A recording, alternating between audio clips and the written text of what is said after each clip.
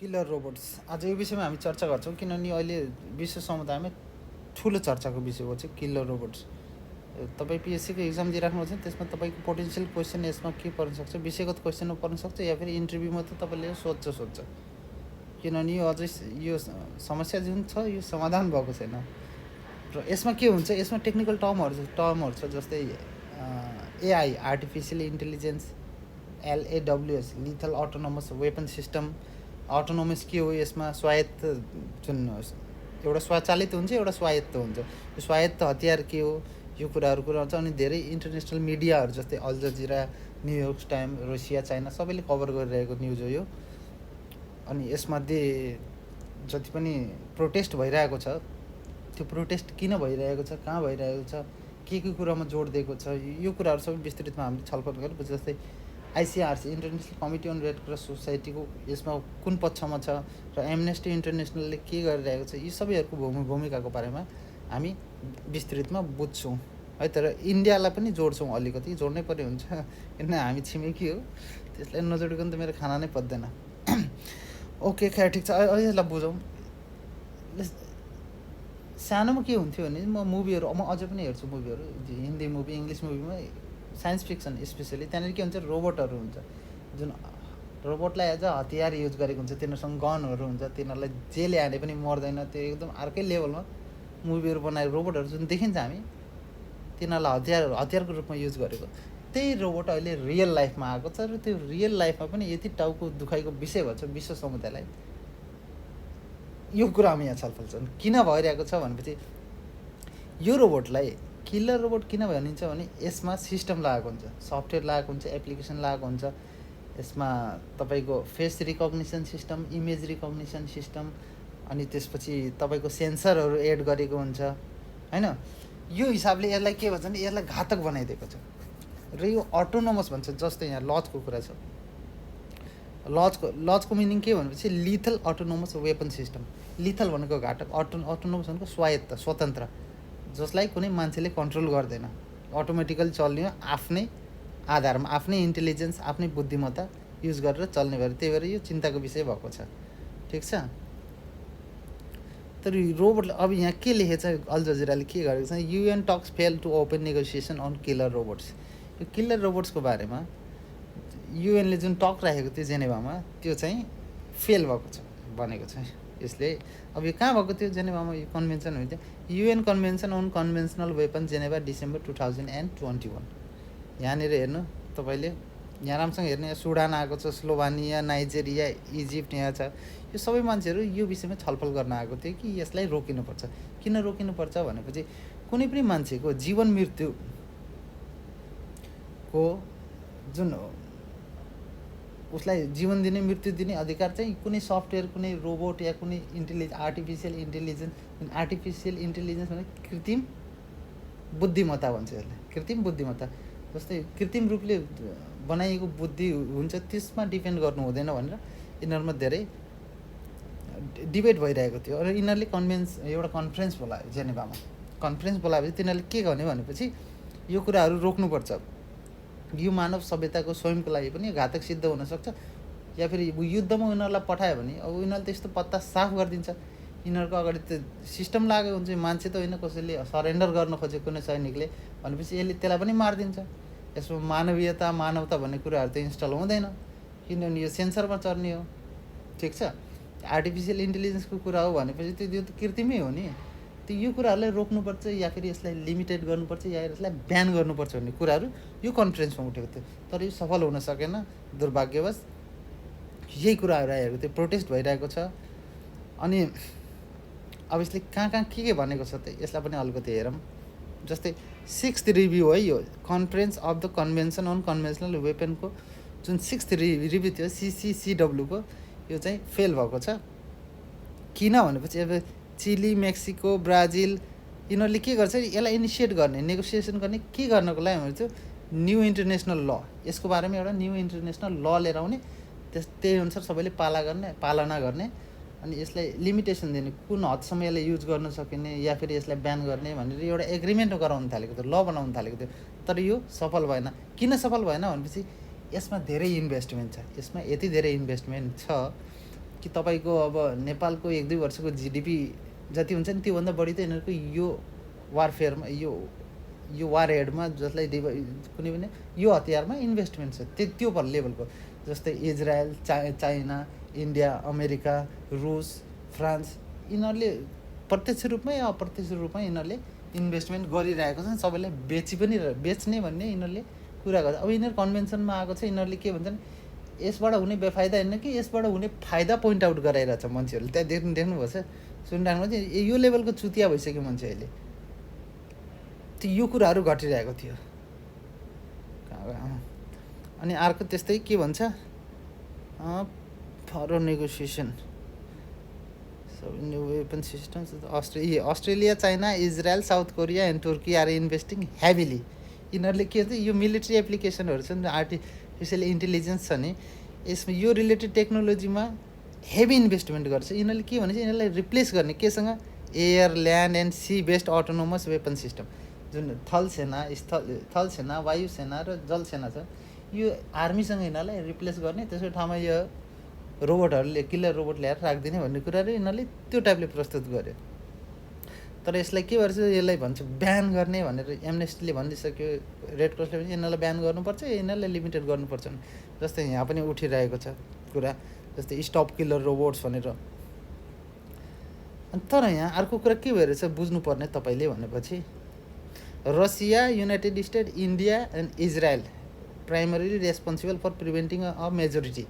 यिनीहरूले जुन मिटिङ भएको थियो, कन्फरेन्स भएको थियो, त्यहाँ मेजोरिटी यिनीहरूलाई ल बनाउनको लागि यिनीहरूलाई मेजोरिटी चाहियो नि त। तर यो मेजोरिटी बन्न नदिनको लागि को जिम्मेवार थियो, Russia, United State, India, Israel primarily है, यिनीहरू मुख्य रूपमा यिनीहरू जिम्मेवार थियो। अरू पनि छन् एडिसनल, चाइनाको कुरा, फ्रान्सको कुरा, यिनीहरू सब यिनीहरू यो हतियारको सौदागर भन्छ नि, यिनीहरूको कामै थियो हतियार बनाउने अनि हतियार बेच्ने, यिनीहरूको कामै त्यही हो। यिनीहरूको मेन जिडिपी त्यहीँदेखि नै चलिरहेको हुन्छ। जस्तो चाइना, रसिया, इन्डिया, यो अमेरिका, यिनीहरू त बनाउँछन्। जस्तै फ्रान्स तपाईँले के को लागि चिन्नुहुन्छ, फ्रान्स राफेलको लागि चिनिन्छ, राफेल जुन फाइटर जेट छ, राफेल। जस्तै अनि रुस S-14 रिसेन्टली बनाए, S-400 जुन डिफेन्स सिस्टम थियो रुसले बनाएको, S-1400, अनि त्यसपछि 500 S-500 पनि डिफेन्स सिस्टम बनायो। त इन्डियालाई बेची पनि सक्यो, तुर्कीलाई बेच्ने, पाकिस्तानलाई बेच्ने कुराहरू यिनीहरू छ। रसियाको त्यो छ।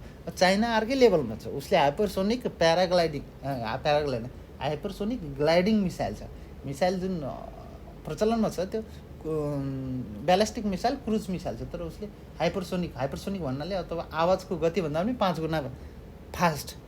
त्यसैको हाइपरसोनिकको मिनिङ के त, आवाजभन्दा 5 गुणा फास्ट गतिमा उड्न सक्ने ग्लाइडिङ मिसाइल, जसलाई रेडारले पनि भ्याउन सक्दैन, त्यो डेभलप गरिसकेको छ। अनि नर्थ कोरियाको त आफ्नै चल्ला छ भैया, हाइड्रोजन के बनाएर चाहिँ त्यतातिर त म जाँदैन होइन। त्यो वारफेयरलाई यिनीहरूले अर्कै लेभलमा अपलिफ्ट गर्दैछ। यिनीहरूलाई लड्नै छ, मर्नै छ, तर यिनीहरूको बिचमा पिसिन्छ। यो गरिब टाइपको, दुखी टाइपको देशहरू छ नि, अहिले जसरी पिसियो अफगानिस्तान, यो कन्ट्रीहरू पिसिरहेको छ। जसको राम्रो इकोनोमी छ नि, त्यो त अभियसली पिसिन्छ। राम्रो इकोनोमी भएको मान्छेलाई पैसा दिएर कसरी के तिनीहरू इन्टरनेसनल रूपमा आफ्नो रिलेसनलाई बिल्डअप गरेर पनि तिनीहरू त बचिहाल्छ। खतरा अरूलाई छ, त्यो यो भइरहेछ होइन।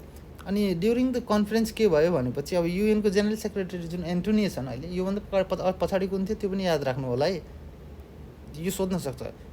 यो इम्पोर्टेन्ट क्वेसन हो कि युएनको जेनरल सेक्रेटरी, यो 2-3 चोटि सोधिसकेको छ, तपाईँलाई पनि थाहा छ। अहिले एन्टोनियो छन्, युएनको जेनरल सेक्रेटरी एन्टोनीले के भन्छ नि, यो एम्बिसियस प्लान हो, जोसँग पैसा छ, जसलाई लड्न मन लाग्छ, तिनीहरूको महत्त्वाकांक्षी प्लान हो। यसलाई प्रोहिबिट गर्नुपर्छ अटोनोमस वेपनलाई। अटोनोमस वेपन भनेको तपाईँले बुझिहाल्नु भयो, सेन्सरले चल्ने, आफै स्वतन्त्र, त्यो कसैले मान्छेले कन्ट्रोल गरेको हुँदैन, त्यसलाई त्यो आफै चल्ने हो। जस्तै ड्रोन भयो, ड्रोन त सेमी अटोनोमस वेपन हो। ड्रोनलाई एटलिस्ट मान्छेले कन्ट्रोल गरिरहेको हुन्छ, तर यो चाहिँ कसैको कन्ट्रोलमा हुँदैन। यसमा जुन लाइन्सहरू, फिडहरू हालेको हुन्छ, डाटा दिएको हुन्छ, आफ्नो सेन्सरको आधारमा, एआईको आधारमा, इमेज रिकग्निसन र फेस रिकग्निसन, त्यही आधारमा चल्ने। यिनीहरूले ठोकेर पत्ता साफ गराइदिन्छ भाइ। यिनीहरू बहुत खतरनाक लेभलमा चलिरहेछ अहिले। अनि त्यसपछि अर्को के भन्छ, पिटर जुन छन् रेड क्रसको जुन पिटर छन् अहिले, पिटरले नि भनेपछि यो सिस्टमहरूलाई खतम गर्नुपर्छ, किनभने यो एकदम के भन्नु autonomous weapon and the user target public target strictly regulating the यो ह्युमन कन्ट्रोल यसमा बढाउनुपर्छ। यो यसलाई स्वायत्त हुन दिनु हुँदैन, स्वायत्त पनि यसलाई स्वतन्त्र हुन दिनु, यसमा एटलिस्ट ह्युमन कन्ट्रोल त राख। या कुनै केही चिज छ भने त एटलिस्ट कन्ट्रोलमा त हुन्छ मान्छेको, यो जान्छ आएर फोडेर आउँछ यो टाइपको हुनु हुँदैन भनेर यसले पिटरले भनेको छ। पिटर चाहिँ रेड क्रसको है, त्यो पनि याद राख्नु। अनि यो जुन मिटिङ भएको थियो यसको चाहिँ एम्बेसडर यान वाङ फ्रान्सको छन्, यसले पनि यसलाई स्टप गर्नुपर्छ नि पेटिसन साइन गराएको थियो। 17,000 18,000 कतिजनाले पेटिसन साइन गरेको छ, त्यो पनि हेर्नु होला एकचोटि, यो इम्पोर्टेन्ट छ। त्यो यो लेभलमा चलिरहेछ भाइ विकास, विश्वमा विकास चलिरहेछ यो लेभलमा। सब मादरचोदहरू छन्, पागल बनाइरहेछन् सबैले होइन। त यही स्थिति अब नेपालको अवस्थिति के त त्यहाँनिर हाम्रो नेपालको अब यसमा 125वटा जुन पार्टिजहरू आएको थियो तिनीहरूले यो विषयमा कुराहरू उठाएको थियो है, यो कुराहरू नबिर्सिनु होला। अब यो विषयमा हाम्रो के त, हामी कहाँ छौँ, कुन लेभलमा छौँ भने हामी यहाँ छौँ, दुई ढुङ्गा बिचको गेडा च्यापिन थालेको हामी यहाँ नेपाल यहाँनिर छ। किनभने यता पनि चाइना यतातिर इन्डिया, यो महाशक्तिहरूको बिचमा मजाले फँसेर गएको छ। हाम्रो डेभलपमेन्ट लेभल जस्तै यो हेर्नु, यो के हो भनेपछि यो तपाईँलाई हेर्दाखेरि पब्जीको मिल्टा पावर जस्तो देखिए पनि यो बङ्गलादेशको रुपपुरमा जुन अहिले न्युक्लियर प्लान्ट लगाएको छ, यो न्युक्लियर प्लान्ट बङ्गलादेशको, रसिया र इन्डिया भन्छ, इन्डियाको थाहा नि त रसियाको इन्भेस्टमेन्ट छ। यो लेभलमा डेभलपमेन्ट भएर छ बङ्गलादेशमा। हाम्रोमा नभएको होइन, हाम्रो पनि भएर छ, हाम्रोमा बनिरहेछ नि यहाँ भ्यू टावर यस्तो मस्त। यहाँ माथि चढ्ने, माथिबाट जो प्रेमी जोडाहरू छ ब्रेकअप भए माथिदेखि हाम फाल्ने सुविधा पनि छ, अनि माथिदेखि पुरा सिन हेर्ने सुविधाहरू पनि छ भए। अर्कैले यसको साइडमा टोइलेट धरि छैन यार, के हो यो? त्यो यो लेभलको डेभलपमेन्ट भइरहेछ नेपालमा है। तर मेन हाम्रो लागि प्रमुख समस्या कहाँनिर आउन सक्छ, हामी दुईवटा महाशक्तिको बिचमा बस्छौँ र हामीसँग कुटो कोदालो बाहेक हामीसँग केही पनि छैन डिफेन्सको नाममा होइन। किनभने हाम्रो परराष्ट्र नीति, तपाईँले नेपालको परराष्ट्र नीति याद छ नि, तपाईँलाई याद गर्नु बहुत इम्पोर्टेन्ट। नेपालको परराष्ट्र नीति जुन छ असंलग्नता, निशस्त्रीकरणमा जोड दिने, हामीसँग हामी यही कुरामा फोकस गर्छौँ। यसको लागि हामीले इन्टरनेसनल लेभलमा एक्सेस गरेर यो कुराहरू जुन उठिरहेको छ अहिले किलर रोबोटको, हामीले यसलाई विरोध जनाउन सक्छौँ या फेरि कुनै सम्झौता गर्न सक्छौँ कि भाइ तिमीहरू यिनीहरूको जेनरली के हुन्छ भने यो मादरचोदहरू लड्छन् नि ठुल्ठुलो मान्छेहरू, यिनीहरू लड्यो भने आफ्नो भूमिमा त कहिले लड्दैनन्, गएर अर्काको भूमिमा लफडा गर्ने यिनीहरू, यो भइरहेछ। जस्तै इन्डिया र चाइना लड्यो भने तिनीहरू कहाँ लड्छ, बर्डरमा लड्छ, लड्दैन। यिनीहरू आउँछ यहाँ भुटानमा, भुटानदेखि आउनु भुटानमा दुइटैको पकड सही छ। जस्तै रुस चाइना र अमेरिका लड्यो भने तिनीहरू जान्छ जापानतिर लड्नलाई, तिनीहरू त्यहाँ बस्दैन, आफ्नो आफ्नो त्यसमा लड्ने होइन, तिनीहरू अर्काको भूमि प्रयोग गर्छ। तर त्यही भएर हामीलाई खतरा किन छ भने हाम्रो भूमि यो दुईवटा ढुङ्गा बिचको गेडा भएको छ, कुन दिन फुट्छ मजाले च्यापेर, फुट्यो भने बहुत नराम्रो आवाज आउनेवाला छ। त्यही भएर हामीले समय हुँदै यसलाई योतर्फ सोच अलिकति डेभलप गर्नु जरुरी छ। यतातिर होइन कि अधिवेशन गर्दै उतातिर इन्टरनेसनल रूपमा पनि अलिक को आएको छ, एकजना बहुत काबिल मान्छे आएको छन् होइन। केही न केही त सोच्नुपर्छ यसमा, हामीले रियाक्सन त गर्नुपर्ने। एटलिस्ट जुन यो वर्ल्डको इन्टरनेसनल अफेयर छ यसमा त एटलिस्ट नेपालले पनि रियाक्ट गर्नुपर्छ, आई थिङ्क सो है। र जहाँसम्म इन्डियाको कुरा छ, इन्डियासँग यो आर्टिफिसियल इन्टेलिजेन्सको कुरामा डिएआइसी छ, defence in artificial intelligence committee छ, अनि त्यसपछि डाइपा भन्ने आएको छ, defence in artificial intelligence project agency छ। यसमा इन्डियाले पनि दबाएर काम गरेर चाहिँ भैया बहुत खतरनाक विषय हो। भोलिको दिनमा आएर यस्तो हुन्छ कि मान्छेको जिन्दगी र मृत्युको जुन निर्णय गर्ने हुन्छ नि, त्यो कुनै रोबोटको सफ्टवेयरले, एप्लिकेसनले, एआई सिस्टमले, तिनीहरूले त्योमा डिपेन्ड गर्नेवाला छ। त्यही भएर यो कुराहरूलाई समयमै सोचेर यसलाई खतम गराउनुपर्छ। हालत यो रिसेन्टली के भयो भनेपछि अब यो युएनको टक त फेल भयो, तर जहाँसम्म हुन्छ फेरि मिटिङ बस्नुपर्छ, कन्फरेन्स बस्नुपर्छ, यो कुराहरूलाई खतम गर्नुपर्छ, या त यसलाई लिमिटेड गर्नुपर्छ या त फेरि यसलाई ब्यान नै गर्नुपर्छ। तर यति हेभी इन्भेस्टमेन्ट भइसकेको छ, ब्यान गर्नु त पोसिबल यति छिटो छैन। तर जसरी एटोमिक बम पनि त बनाएको थियो मान्छेले, तर त्यसलाई पनि त अहिले रेगुलेट गरिरहेको छ नि। नत्र जहाँ पनि त युज एकचोटि मात्र त युज भएको छ नि जापानमा, त्यसलाई जसरी रेगुलेट गरियो यो कुराहरूलाई पनि त्यसरी रेगुलेट गर्नुपर्छ भन्ने मलाई लाग्छ, र सबैलाई यही नै लाग्नुपर्छ। ठिक छ, आजको लागि ज्ञान यति नै हो। अब तपाईँले यसमा हेर्नुपर्ने कुराहरू जस्तै यो एआईको कुराहरू, यो टेक्निकल टर्म हुन्छ, आर्टिफिसियल इन्टेलिजेन्सको कुरा, लज, मैले अघि भने लज, यो पनि कन्भेन्सन कहाँ भएको थियो, जेनेभामा भएको थियो के को विषयमा यो सबै हेर्नु होला एकचोटि। यो धेरै नै इम्पोर्टेन्ट छ। इन्टरनेसनल अफेयरको लागि पनि यो तपाईँले सोध्न सक्छ, इम्पोर्टेन्ट। त्यही भएर मैले बिचमा यही कुराहरू ल्याइदिएको, तपाईँले अलिकति ख्याल गर्नु होला यसलाई, यो के हो कस्तो हो। यसमा रिसेन्टली अहिले डेभलपिङ स्टोरी कुनै पनि छैन, यही हो। यसको 6-7-8 चोटि यिनीहरूले मिटिङ गरिसकेपछि पनि कुनै निष्कर्षमा पुग्न सकिरहेको छैनन्। त्यो यही छ अहिले। तपाईँले यसलाई अलिकति हेर्नुहोस्, बुझ्नुहोस्, यसलाई याद गर्ने, रिभिजन गरिराख्नुहोस्। यो क्वेसन तपाईँलाई पक्कै पनि एटलिस्ट इन्टरभ्यूमा त सोध्छ पिएससीको। लोकसेवाको अब कहिले हुनेवाला छ त्यो त थाहा छैन, तर भए पनि यो पनि एकदमै इम्पोर्टेन्ट कुरा हो। यो विश्व समुदायमा एकदम चर्चामा आएको विषय हो। ठिक छ, गुड बाई।